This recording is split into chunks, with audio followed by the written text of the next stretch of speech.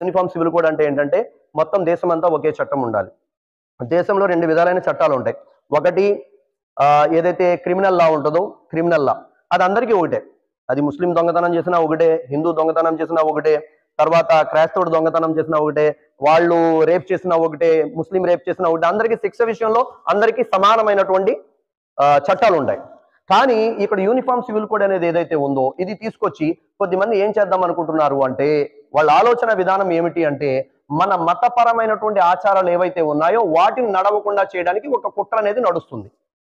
మీరు ఎలా చెప్తున్నారని చెప్పేసి అంటే ఈ లోపలంతా కూడా కుట్ర ఇందులో ఎలాగ అర్థమవుతుంది, క్లియర్గా ఎలా తెలుస్తుంది మనకని చెప్పేసి అంటే ఇక్కడ యూనిఫామ్ సివిల్ కోడ్ వస్తే ఏంటి అందరికీ ఒకటే చట్టం అంటారు. ఇంకా పెళ్లిళ్ళు ఎక్కడ చేసుకోవాలంటే మేము చెప్పినట్టు చేసుకోవాలా, ఆస్తులు ఎలా పంచుకోవాలా మేము చెప్పినట్టు పంచుకోవాలా, తలాక్ ఎలా చెప్పాలి మేము చెప్పినట్టుగా తలాక్ తీసుకోవాలా, మీరు దత్తత తీసుకోవడం ఎలాగా మేము చెప్పినట్టు. అంటే ఏంటంటే పేరుకి మాత్రం మీరు ముస్లింలుగా ఉండాలి, మిగతా మేము చెప్పినట్టుగా ఫాలో అవ్వాలి.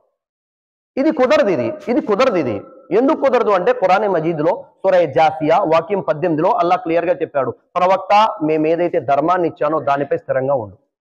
ఏంటా ధర్మం? ఇన్న దీన ఇందల్లాహిల్ ఇస్లాం, అల్లా దగ్గర కేవలం ఇస్లాం మాత్రమే ఆమోదించబడే ధర్మం. క్లియర్ అల్లా చెప్పేశాడు. అల్లాకి నబీ సల్లల్లాహు అలైహి వసల్లం సెలవిచ్చారు, మీలో ఎవరైనా కూడా అప్పటి వరకు పరిపూర్ణమైన ముస్లిం కాలేరు, మీ మనసు కోరికలన్నీ కూడా విడిచిపెట్టి నేను తెచ్చిన ధర్మానికి అనుగుణంగా మీ జీవితం మార్చుకోరు. దానికోసం ఏమిటంటే యూనిఫామ్ సివిల్ కోడ్ అనేది మన యొక్క ఏదైతే ముస్లిం పర్సనల్ లా ఉందో దాన్ని వ్యతిరేకించడానికి, దాన్ని ఖతం చేయడానికి ప్రయత్నాలు చేస్తుంది. ఇది ఎట్టి పరిస్థితుల్లో మనం ఒప్పుకోకూడదు. ఎందుకంటే మన యొక్క ఏదైతే ఖురాన్ ఉందో, సున్నత్ ఉందో, షరియత్ ఉందో ఆ విధానాలు మనం అలాగే గడపాలి. కాబట్టి దీనికి అందరికీ కూడా మొత్తం అందరూ కూడా వ్యతిరేకించడానికి గల మూల కారణం దాని గురించే మనం మన వాళ్ళకి అవగాహన కలిగించాలి. అల్లాహ్ తబారక్ తఆలా మీకు చెప్పేటువంటి నాకు కూడా షరియత్ ఇస్లాం మీద స్థిరంగా ఆచరించే భాగ్యం ప్రసాదించుగాక. వ ఆఖిరు దఅవానా అనిల్ హమ్దులిల్లాహి రబ్బిల్ ఆలమీన్. ఏ సోదరులైతే సున్నత్ చదువుకోలేదు ఆ సోదరులు సున్నత్ చదువుకోండి. ఛానల్లో వీడియోస్ చూసే మీ అందరికీ నా యొక్క ఒక రిక్వెస్ట్ ఏమిటి అంటే తప్పకుండా మన వీడియోస్ని లైక్ చేయండి. మీరు లైక్ చేయటం వల్ల ఏమవుతుంది అంటే యూట్యూబ్ మన వీడియోస్ని ఇంకా ఎక్కువ ప్రజలకు చూపిస్తుంది అనమాట.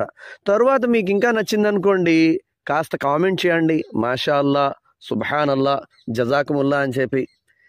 ఇంకా నచ్చిందనుకోండి తప్పకుండా మన ఛానల్ని సబ్స్క్రైబ్ చేసుకోండి, వీడియోస్ షేర్ చేయండి. జజాకుముల్లా.